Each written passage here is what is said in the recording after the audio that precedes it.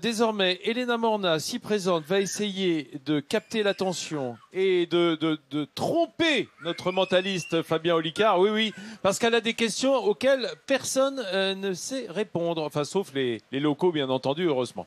À toi, Elena. Première question, est-ce qu'il faut toujours avoir un joli sourire comme le vôtre pour être mentaliste ou des jolis yeux? Oh là là, comment elle a amené ça? Je rêve. Déstabilisation. Elle est forte. Oui, j'ai vacillé comme ça. Elle est forte. Bon, on y va. Je pense que tout le monde, vous allez vous battre pour répondre avec cette première question. Savez-vous de combien d'îles est composé l'archipel charentais?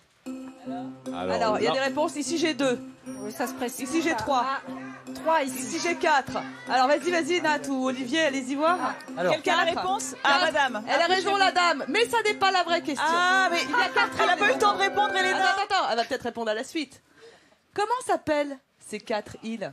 Ah, ça se complique. Madame, vous avez la réponse? Ah, Elena, il y a une réponse ici. Hein. Ah, île d'Oléron, île de Ré, île de Ré, île d'Aix et île Madame. Île Madame, les enfants, Bravo, ils savaient madame. tout aussi. Bravo, vous avez bien répondu. Bravo, Pascal. Elena, moi, On félicite, Elena. On félicite au passage l'école de Labré-Saint-Denis, les classes de CE1, CE2, CM1, CM2, ils sont à fond. Ils connaissent leur île. Saviez-vous que votre île, c'est la 2e plus grande île métropolitaine de France après la Corse, 40 km de long sur 8 de large? 28. Qu'est-ce que tu dis? 28? Est-ce qu'il ment? Essaie de m'induire en erreur. Et alors, justement, est-ce que vous savez pourquoi l'île Madame s'appelle l'île Madame? C'est original comme nom.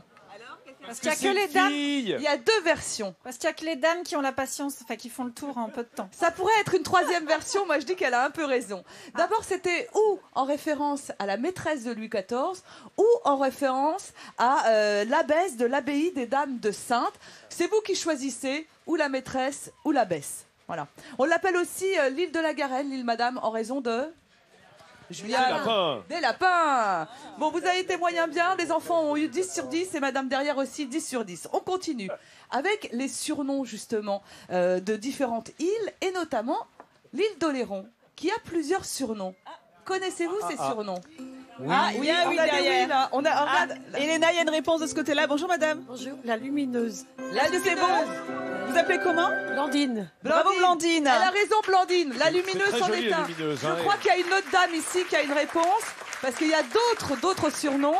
Madame, vous appelez comment? Tine. L'île au parfum.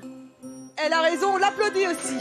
Et l'île au parfum, Très bien. en fait, ça nous vient, l'île au parfum, du roman de l'enfant, de Pierre Loti, qu'on connaît bien ici, le romancier, en référence justement aux fleurs qui sont présentes toute l'année. En ce moment, on voit plein de roses trémières. En février, par exemple, c'est le mimosa. Et alors, à propos de Pierre Loti, il est enterré ici, dans sa maison d'enfance, à Saint-Pierre d'Oléron, dans le jardin de cette maison qui s'appelle la maison des aïeuls, et qui ne peut pas se visiter à la différence de sa maison de naissance qui, à La Rochefort, peut être visitée. Alors, il y a quand même des visites organisées par un historien local, mais c'est vraiment très ponctuel. T'as vu, là, on a bien écrit, cette maison ne se visite pas selon les... Mais c'est vrai. Ouais. Ça se visite de temps en temps. Il faut connaître quelqu'un qui connaît quelqu'un. Mais là, je suis avec celui qui connaît tout. Donc, tu sais qu'il y a des statues, des rues à son nom, des squares. Enfin, Pierre Loti, c'est quand même l'homme d'Oléron. Alors, on continue, on va voir si c'est vraiment tout. Mais tu lis pas sur mes fiches, Olivier. Hein. Je ne regarde pas, regarde.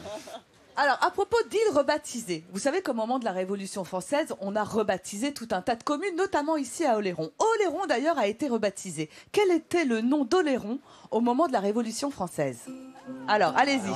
Je ne sais pas. Moi, alors, d'ailleurs, la réponse. Alors, les Oléronais. Il y a une statue que la France a offerte aux États-Unis qui porte le même nom. La liberté.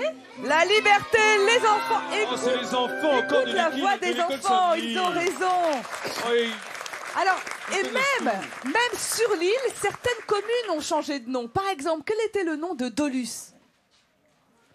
Ah, il y a une réponse là-bas, je pense. Vas-y, monsieur. Alors, Dolus s'appelait? Alors, monsieur, approchez-vous de moi. Ah, c'est monsieur. Les deux ont la réponse. Alors, sans culotte. Bravo. Sans culotte. C'était. Vous appelez comment? C'était sans culotte. Bravo, Alain. Bravo. Saint-Trojan. Elena. Ouais. J'ai quand même l'impression que de notre côté, ils sont un peu plus forts que de l'autre côté. Ah oui, là-bas, vous êtes un peu nuls Julien. pour vous réveiller. Ils sont discrets, c'est tout. Comment s'appelait Saint-Trojan? Saint-Trojan. La dune Saint-Trojan, on l'appelait La falaise, la colline, La montagne, les enfants ont ils disent la raison. montagne. Oh. Comment on appelait le château d'Oléron? Tu peux nous faire des gestes là encore? La Bastille. La cité de l'égalité, ça aurait pu être la Bastille. Derrière moi, ils sont très élégants, ils veulent laisser la primeur aux enfants. Et quand même. l'île Madame, comment s'appelait-elle pendant la Révolution française? Citoyenne. L'île Citoyenne, bravo. C'est vrai. C'est ça. Bah oui. Ah oui, Eh, ça semble logique. Il est un peu mentaliste lui aussi.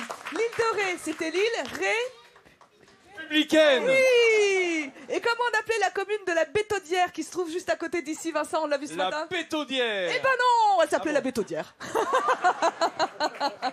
Bon, on applaudit Vincent un petit peu, les enfants beaucoup, et mon groupe. Merci Elena.